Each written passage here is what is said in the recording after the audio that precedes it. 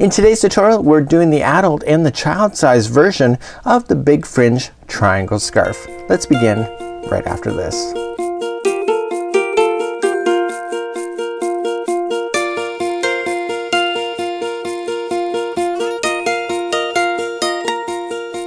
Welcome back to the Crochet Crowd as well as yarnspirations.com. I'm your host Mikey.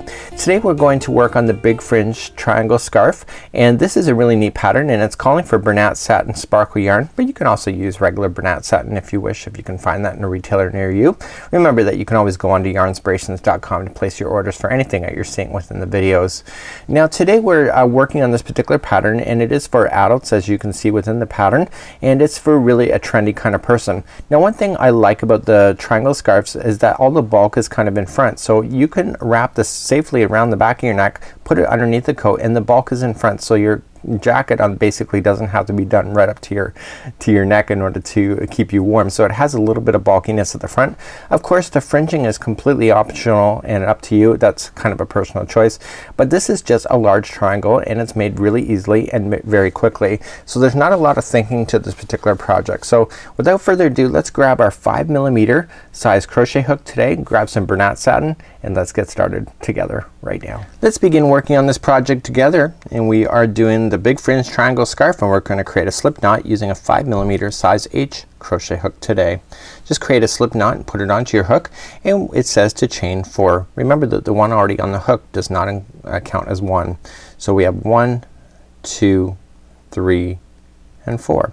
Let's move on to the next part. In row number 1, all we just need to do is put 2 double crochets into the beginning chain that you started with. So just wrap the hook and just go into the very beginning chain and double crochet, and we want to do that a total of 2 times, and then row number 1 is complete. So we're starting at the bottom of the triangle and working our way bigger, so we can stop as soon as we get to the size that we want as far as the child size or adult size, and that's basically up to you. Let's turn and go up to row number 2. So row number 2, we're just gonna turn our work, and we simply do this each and every time we go to start a row. So it doesn't matter which row you start on, you're always gonna do the same thing. So you're going to chain 3, 1, 2, 3, and in the very same stitch of the last one you are going to double crochet 2 times. So you'll always do this each and every time you start a row.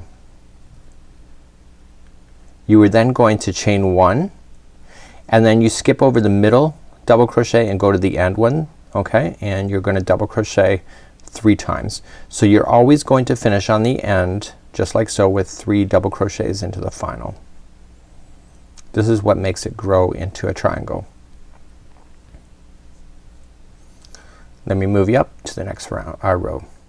Let's turn our work and go to row number 3. So I already told you, so the very first time we always start a row, it's always chain 3. 1, 2, and 3, and you're always going to double crochet into the same stitch 2 more times. So everything is in groups of 3 on this particular pattern. Okay, once you get that done, you're chaining 1 and go to the next chain 1 space, and you're gonna double crochet 3 times. So you're gonna do that each and every time going across. So every chain 1 space is gonna get 3 double crochets followed by a chain 1, and then the very last chain, the very last is 3 double crochets. So the ending is always gonna end up being the same. So the very last stitch, and I just dropped a stitch. Let me try that one again. So there's gonna be 3 double crochets. Turn our work and move up to row number 4. So let's turn our work now and chain 3. So we're always gonna start off chaining 3. 1, 2, 3, and then always going into the very first stitch for 2 more double crochets, and that makes it a group of 3 at the beginning, which is what you need. Then you're going to chain 1, look for the next chain 1 space, okay, it's just a hole, and you're gonna fill it in with 3 double crochets. So it's like granny squares, isn't it?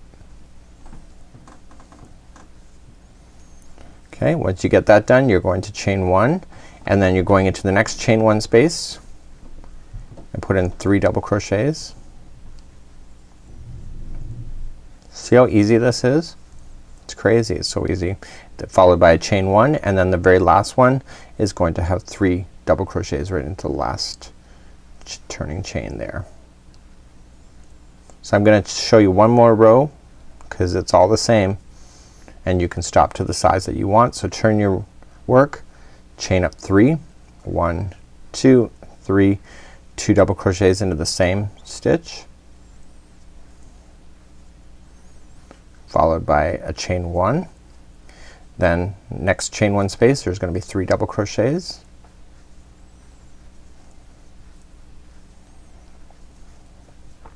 followed by a chain 1, next chain 1 space, 3 double crochets,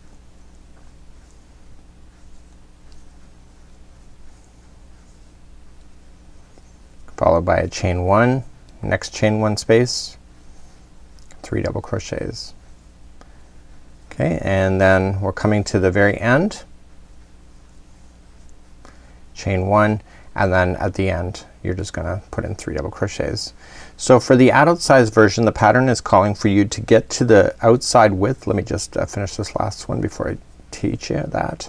So the very outside here on top, this is gonna go around your neck. It should be about 42 inches, and the number of balls for this will match out for that. So it needs 4 balls of the Bernat satin. And for a child size, they're claiming it's around 30 inches to 35 inches in order to do it, if you want to do that. And then basically you wrap it around the neck as you see it within the model, and then you're good to go. So how do you do the fringe? Let me cover that next. So this is how you'll do the fringe. The fringe are each 36 inches long in length, and all you're just gonna do is do 2 lengths of 36 inches. So you're just gonna measure it out. So for tutorial sake, I'm just gonna show you how I'm gonna do it here. So I just kind of fold it like so, and I get my strings like so. Okay, and then all I just do is cut. So I would do the same principle if it was 36 inches, and then I will cut, and then I will cut the loops that I have. There's only ever 1 loop on one side. Okay, let me just take the other side, check for the loops. There should always be 2 on the other. So one side will always have 1 loop, the other side will always be 3. So if the strings are not equal length, no big deal, you're gonna trim it afterward anyway. So now what you're going to do is you'll take the string, and it'll be much longer than this obviously, but you'll fold it in half, and you'll need a bigger crochet hook than the one that you've been working with because you have more strands on it. So just off camera, let me just find a bigger hook to play with. So I got a 6mm. So all you're just gonna do is that you're gonna come into a side edge and just be consistent. Wherever you're gonna grab it, you grab it in the same spot each and every time. Insert in, put the loop onto the hook, pull through, and then just wrap everything around the hook and pull it through.